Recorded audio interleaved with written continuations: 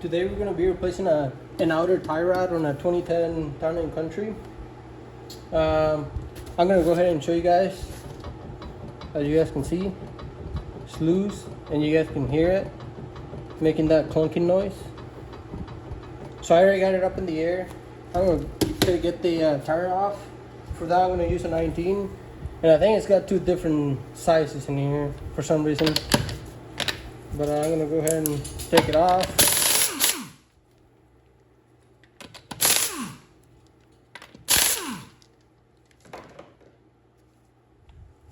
And then, yeah, these two are bigger. Probably somebody replaced them with a different size.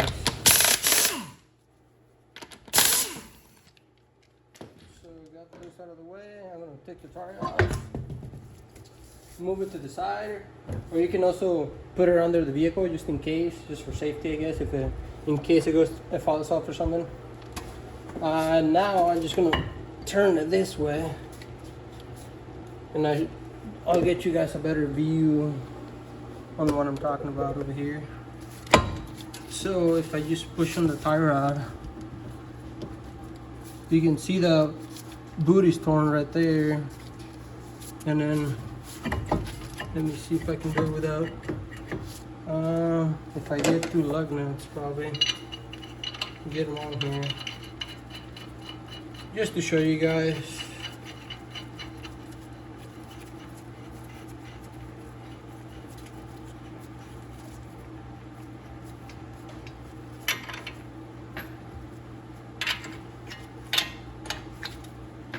So I got two lug nuts in there. And now we can see all the movement that it has. And if you put your hand in here, you can feel it. And right there too. So we're gonna go ahead and take that knot off, which is 19, I believe it is. I am gonna be using a chrome socket because I forgot to bring an impact socket. And I don't have an impact socket at home. So that's what I got, and that's what I'm gonna be using.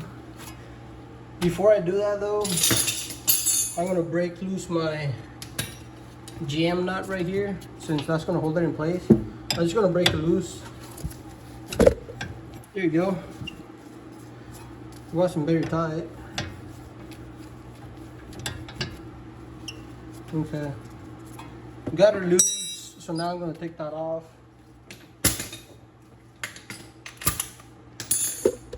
Okay.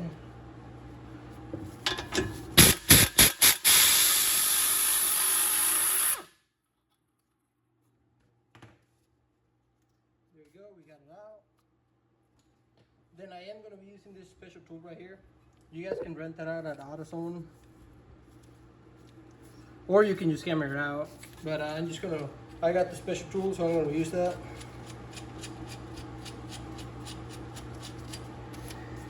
That way you don't just beat on the knuckle in here. So I'm going to grab it, put it in here.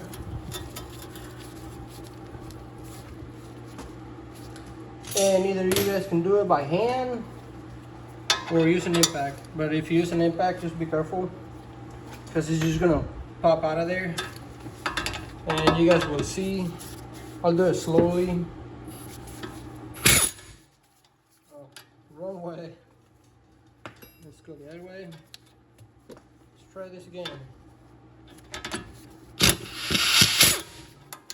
So about there. I did put some lube on the threads just to save the threads. And there you go. As you guys saw, came right out. And now we can see it over here. I'll take this boot out of here, and you guys can see there's no grease in there anymore. And you can see all the play now. This thing's just loose. So now we're gonna take the tie rod off, make sure your jam nut is loose. And what you wanna do, you're gonna need an alignment after this, but you wanna get it closed. So you're gonna turn it and just count the turns.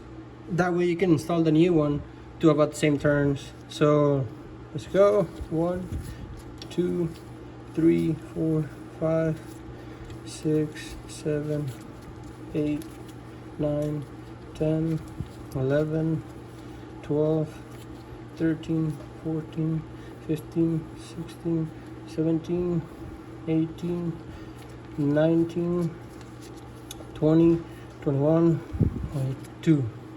So about 22, and as you guys can see, better view I guess, this thing is just loose, no grease in it, and it started rusting, and that's the sound you guys were hearing when I was moving the wheel. So we got that out. I'm gonna grab my replacement, which is over here. I'll move you guys down over here so you guys can see it. So this is my replacement right here. Here's the part number. Probably that one right there, if you guys are interested. Basically, tie rod, your nut, and that's going with a grease shirt over here,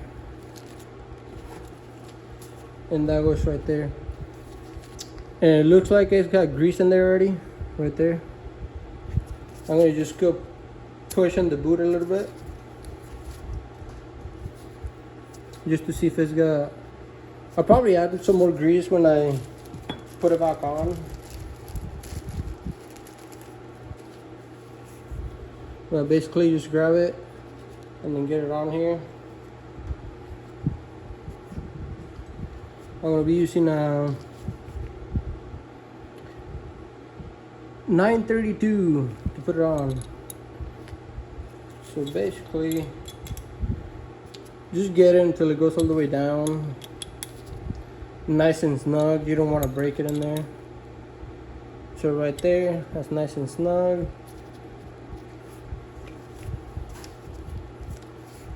I guess before I install it, I'm just gonna put some grease in it just to make sure.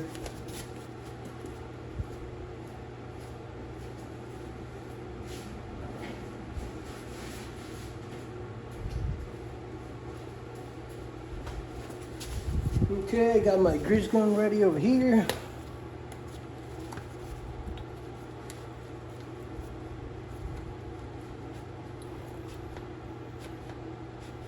Alright, I felt it on the boot. I think that's enough.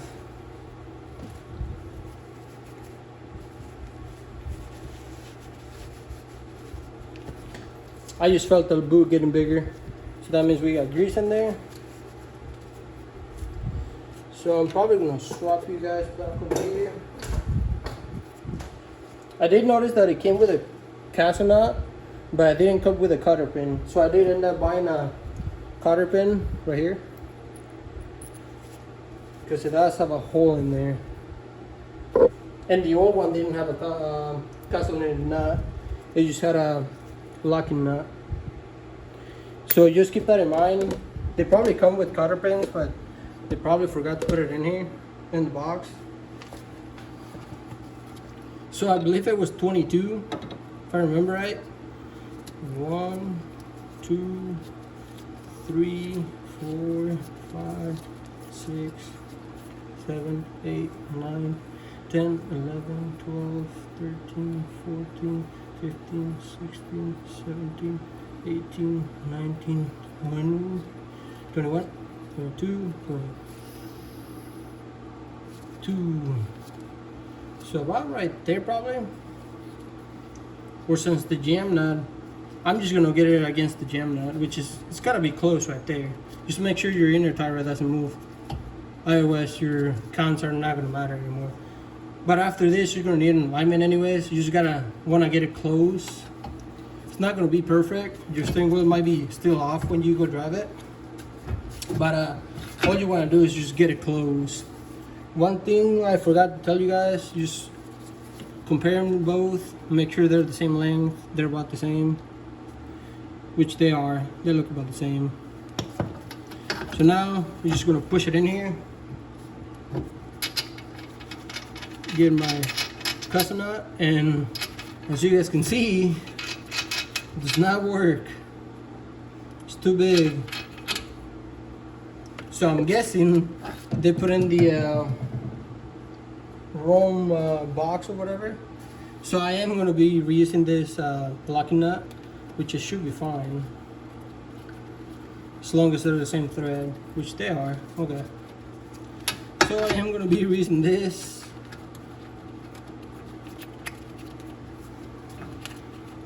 And then I'm probably going to hit it with my impact. That's going to make it go on there better. Or faster, I guess. Okay. So I got it on here now. Okay. I am going to torque it. I got it close enough now. Yeah. Okay. So here's my torque spec over here. For the nut, that's going to be 55. That jam nut over here is going to be 55 too. Over here, I guess. Right there. So the tie rod arm nut is going to be 55, and the jam nut is going to be 55 foot-pounds. So we're going to do that right now. Let me just grab my torque wrench. And I'm just going to turn this a little more that way. And now, torque wrench set to 55. Yep, it is.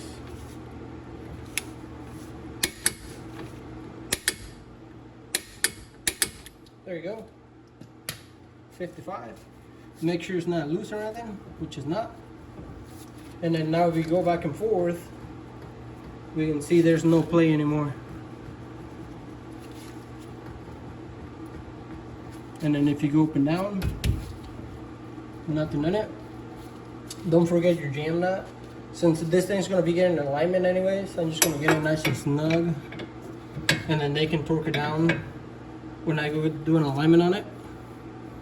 There you go.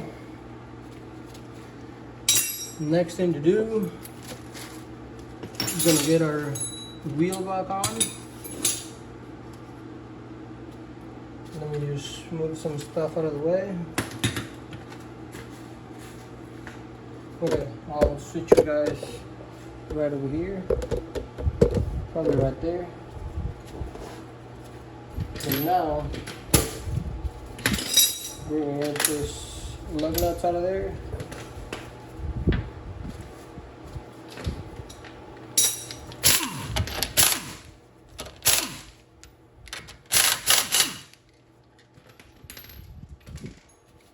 Get it nice and straight. Get our wheel back over here. And then now we're gonna put it back on. I'll probably switch you guys over here. Put it on. Then we can put our lug nuts back on.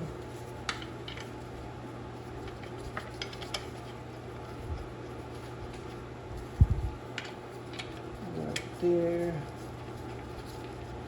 and I do got two different sizes on here. Wrong way. So there's one.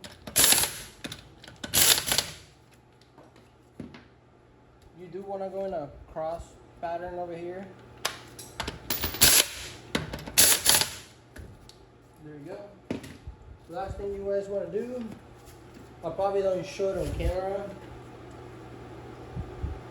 because I gotta drop it and everything. So wheel lug nuts are gonna go to 100. Make sure you get set your torque wrench, and then torque them down. Once you get it on the floor, get somebody to hold the brake pedal, and then you can torque them down. And that's basically it. And I'll show you guys the difference. If you go side to side anymore, you don't hear any more noise, and it's not loose anymore. Thanks for watching.